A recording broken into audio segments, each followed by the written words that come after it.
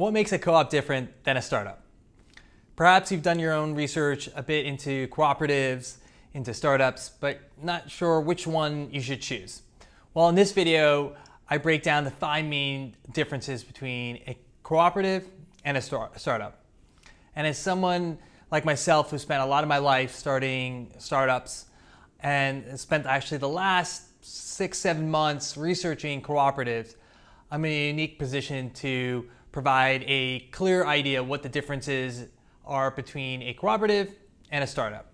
And hopefully I'll make it really simple for you to follow along.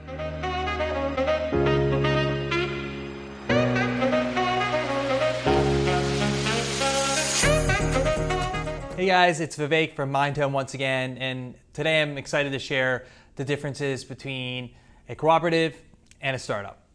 What about you guys? What are you thinking about starting? Why don't you think about it for now, whether it's a cooperative or a startup.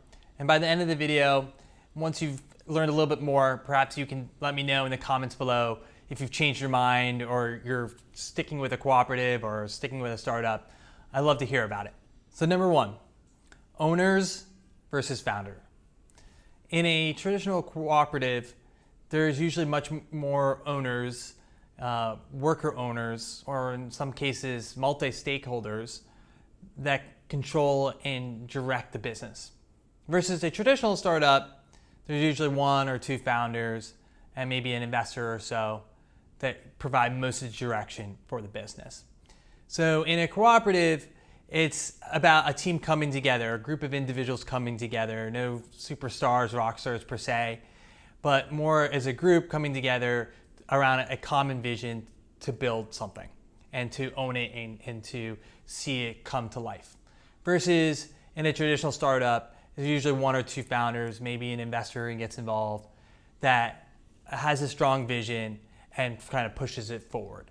And they continue to lead that company long into the future, whether it's 2, 3, 4, 10 years into the future. Those initial founders are usually the ones that are directing that business. And with that comes also a lessening in control of the founder versus the owner. So in a traditional startup, the founder has a lot of control, a lot of direction on where the business goes. In a cooperative, it's about coming together around a agreed upon vision early on in the business and taking the input of all the different owners and stakeholders in the business and using all that input from those different people to direct the business on where it goes. Number 2, growth. A traditional startup is really known about being a fast growth vehicle, about providing a high return on investment to the investors in a startup. And that can also come into the effort and time put into a business. So if you're a founder of a startup, your expected return is supposed to be very high in a startup. That's by definition. But in a cooperative, while there can certainly be growth and at times may even be very high speed growth, that isn't the primary focus of a cooperative. The primary focus of a cooperative is usually the mission that the group comes together behind.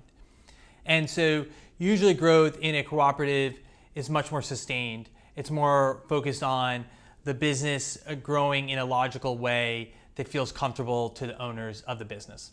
While high growth may sound good, long-term this is not sustainable. It's never sustainable to be able to grow continuously, quarter after quarter, year after year, indefinitely. And that's why you always see in traditional business economies and traditional businesses a cycle of up and down, up and down. While versus a cooperative where growth can be more sustained.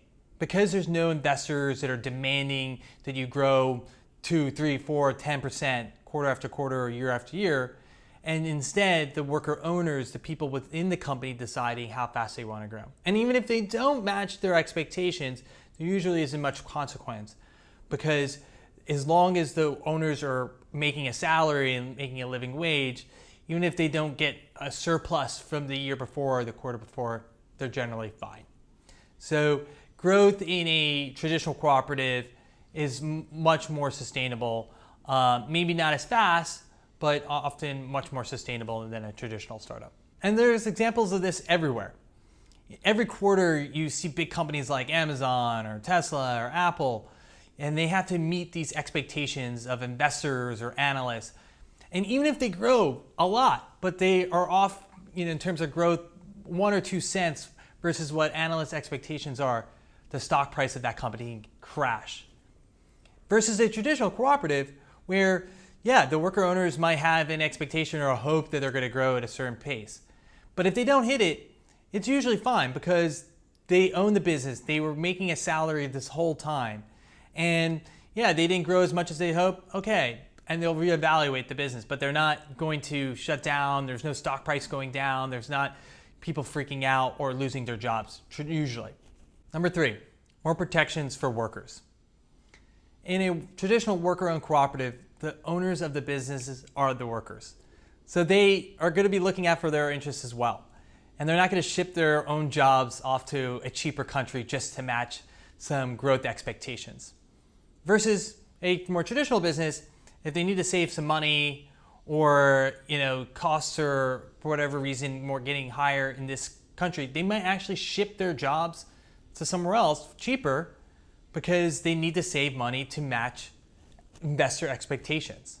So in a traditional cooperative, there's definitely more interest around workers and making sure to provide consistent long-term growth or consistent long-term jobs for the workers.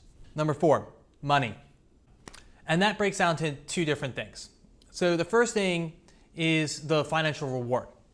So in a traditional startup, the financial reward usually gets spread out between the founders and investors, and maybe a couple key initial individuals. In a cooperative, on the other hand, the financial reward for that business gets spread out to all the worker owners of the business, whether you're one of the first people who started the cooperative or a more recent member of the team. The second component of money is who you get money from. So in a traditional startup, there's sophisticated investors that are looking out for startups and businesses to support. VCs, they're usually called. In a cooperative, those type of individuals don't usually invest in cooperatives because there's not that high return of investment for them. So you have to find different types of people to invest in a cooperative. Usually it can be angel investors, smaller individual investors. It can be credit unions or different types of banks. It can be perhaps foundations. It can even be government organizations as well. The money one's a hard one, I know. The greedy side of us definitely wants to take as much money in for ourselves. I've definitely thought about it myself. But as a cooperative, you get to spread out that wealth and still make a good living wage. And 5th and final difference, slower to start. So a cooperative is a bit slower to start, I would probably say. Because of the nature of a cooperative requiring to coordinate, to cooperate with other individuals, and not just go out and start your own thing. It requires a little bit more coordination. It requires bringing together a bunch of people around a common vision. Not just your own vision, but a vision that the team comes together around. And so that takes a little bit more time. But once you have that vision together, you have some of the rules on how to work together, a cooperative can move very quickly if it decides to. So what about you? Cooperative or startup? What and why? Please let me know in the comments below. I'd love to hear what perhaps you're thinking about and what of the different arguments I mentioned convinced you. And just as a quick recap between the differences of a worker-owned cooperative and a startup. So owners versus founders. Number 2, growth. Number 3, workers' protection.